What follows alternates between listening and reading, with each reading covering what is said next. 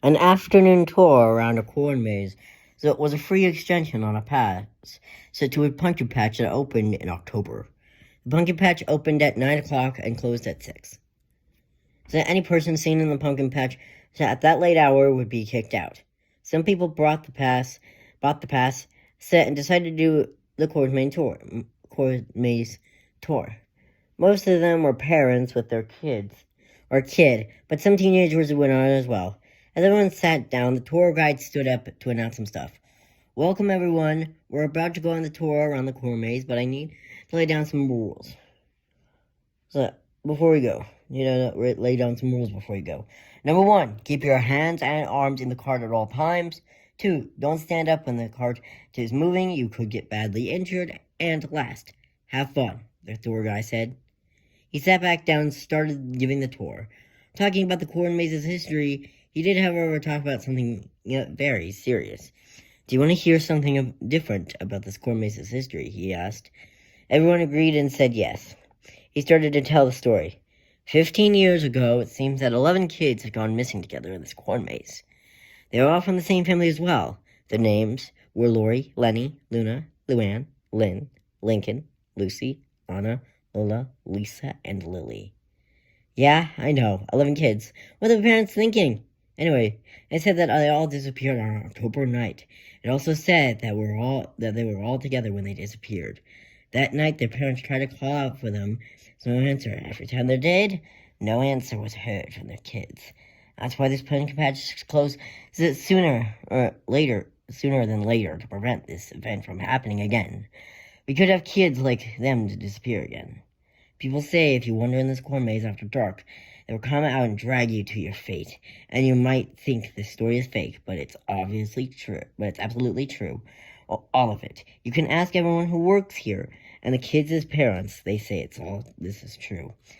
Anyway, we're halfway through this tour, so just tight, he said.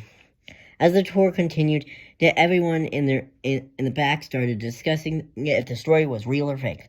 The tour guide said it was true, but people were still suspicious about it. At the end of the tour, a teenager had to talk with his friend. That story was crazy, wasn't it, bro? His friend asked him. Yeah, sure it was, he said. You don't find that story crazy, dude? He asked. No, it's just a stupid legend. There's no way 11 kids from the same family disappeared in that corn maze. I don't know, bro. The tour guide said the story was real, and you don't have proof it's a legend. Oh, I'm getting some then. By doing what? His friend asked. We're going into that corn maze after dark, he said. That's crazy, Bo. What if we get caught? Or what if you're wrong and the story is true? His friend asked. Oh, don't sweat it. We'll stay a couple hours, sit in the corn maze, and record everything on our phones.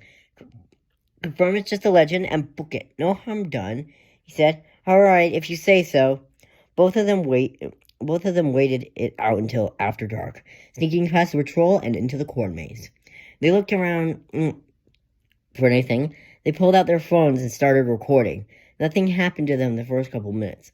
That changed fast. One of them heard rustling behind them. He turned around, but nothing was there. The other one was alarmed to his friend, turning around and did the same, to see his friend looking at nothing. Bro, what are you looking at? He asked. Nothing, I just swore I heard something behind us, his friend said. Well, there's nothing there, come on, he said. He turned around and continued walking. His friend did the same. A few minutes went by until both of them heard something rustling near them. They looked around to see if anything was there. Nothing. But one of them saw something and pointed it out. Wait, what's that? One asked, pointing to a dark figure. What? His friend asked, looking the way he pointed. They both saw a figure. It looked to be just about their height. It started walking towards them. They started freaking out and breathing hard. The figure walked right up to them and looked them into their eyes. Note, this figure had no features. It was just a pure black figure. It didn't speak. It just stared at them. They turned and ran away. They didn't get far when they were stopped by another black figure. This one wasn't like the other. It was a little smaller than them in height. It also didn't have any features. They turned around and tried to run away again, out of the corn maze, but were stopped by another black figure. This one Just like the other two, it stood smaller than them as well, just a little bit.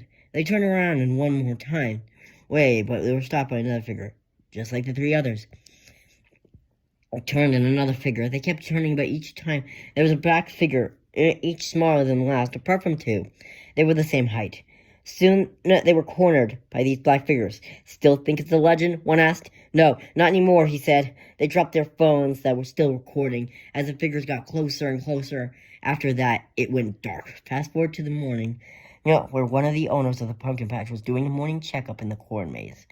He found the phones and noticed they were still recording. He hit the button to stop. It stopped the recording on both of their phones, and decided to watch the recording. It opened the video onto one of them, and it hit play. It showed the two teenagers walking through the corn maze in the dark. One of them hearing something behind them and turning. The other getting concerned and turning to see what happened, than what he was looking at. They continued walking further into the corn maze when one of them saw a black figure, and they decided to run, but ran into another black figure. They kept running into these black figures, and as these figures cornered them, they dropped their phones. In the same place, the owner found them.